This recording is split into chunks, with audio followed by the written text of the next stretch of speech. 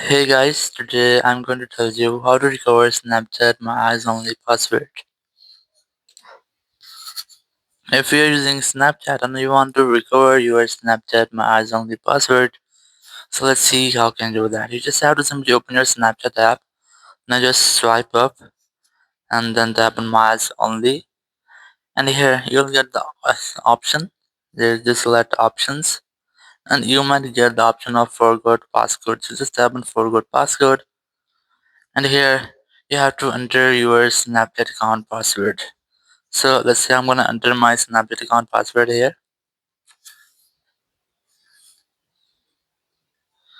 After entering your Snapchat account password, you'll be able to create a new password or passcode for your My Only photos. But there's a twist and yours in Snapchat.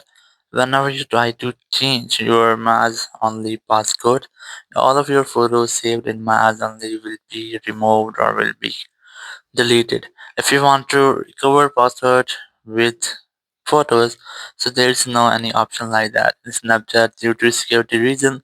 Whenever you try to recover your Snapchat only passcode, it will remove all the photos you have saved in your Snapchat only section.